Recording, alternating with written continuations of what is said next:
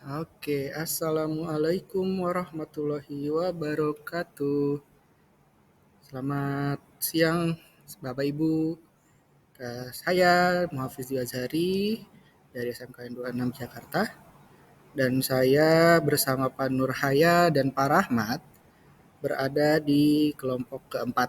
Nah, pada kesempatan kali ini saya ingin sedikit mempresentasikan hasil tugas yang sudah kami buat, yaitu fenomena cuaca ekstrim. Nah, yang pertama, apa sih cuaca ekstrim itu, Bapak Ibu? Menurut BMKG, Badan Meteorologi, Klimatologi, dan juga Geofisika, kalau kejadian fenomena alam yang tidak normal dan tidak lazim, di mana tandanya adalah kondisi curah hujan yang tinggi, kemudian arah dan kecepatan angin, suhu udara, kemudian kelembapan udara, dan jarak pandang yang dapat mengakibatkan kerugian, terutama keselamatan jiwa dan harta, itu merupakan definisi dari cuaca ekstrim.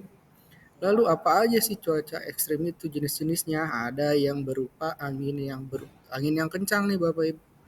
Ini biasanya di daerah pesisir, daerah samping laut.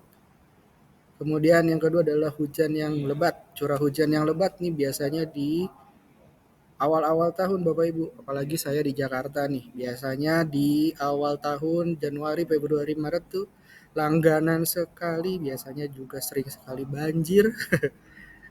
Lalu yang berikutnya ada kemarau panjang yang mungkin sudah kita lewatin beberapa hari lalu, beberapa waktu lalu, mohon maaf, yaitu kita merasakan bahwa udara begitu panas, begitu terik di siang hari, kemudian kita badan merasa udah capek, lelah, gampang sekali kehilangan cairan tubuh. Kemudian yang berikutnya, suhu yang begitu dingin. Nah, mungkin ini yang Bapak Ibu yang berada di daerah dataran tinggi nih. Biasanya cuacanya menjadi sangat lebih dingin dibandingkan biasanya. Itu salah satu contoh dari cuaca ekstrim. Bahkan mungkin beberapa kali muncul yang namanya hujan es ya Bapak Ibu.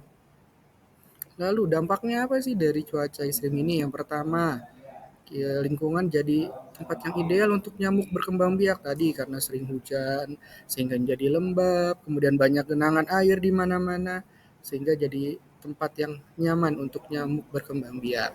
Lalu yang kedua adalah tubuh mengalami dehidrasi, apalagi ketika cuaca panas.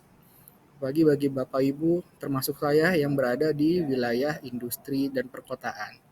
Lalu yang ketiga adalah imunitas yang menurun akibat perubahan cuaca yang begitu cepat. Mungkin Bapak Ibu sering ngalamin nih beberapa tahun belakangan bahwa ketika siang hari begitu panas, lalu sore tiba-tiba udaranya begitu dingin, berubah menjadi hujan dan sebagainya. Nah, ini juga menjadi salah satu dampak dari cuaca yang ekstrim yang berakibat kepada imunitas kita yang menurun sehingga kita mudah terserang penyakit terutama flu Bapak Ibu. Lalu gimana sih cara menghadapinya? Nah, cara menghadapinya yang pertama tentu kita harus meminum vitamin setiap hari. Mungkin ditambah dengan madu dan sebagainya. Kemudian yang kedua, memastikan tubuh kita terhidrasi atau cairan tubuh kita sudah terpenuhi dengan baik.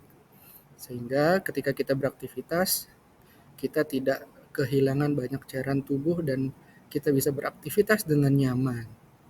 Lalu yang berikutnya adalah berolahraga secara rutin. Nah, ini yang mungkin jarang dilakukan di masa-masa sekarang karena udara yang begitu cepat berubah karena kita sedang berada di masa pancaroba Bapak Ibu ya. Mungkin ini pintar-pintarnya kita aja nih olahraga di waktu-waktu yang mungkin senggang, ketika waktu kita sedang tidak sibuk kita bisa berolahraga. Yang pasti usahakan olahraga itu seminggu kita berolahraga Bapak Ibu untuk menjaga daya tahan tubuh.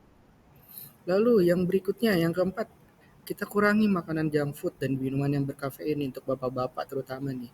Keseringannya biasanya menghabiskan waktu pagi hari dengan minum kopi nih.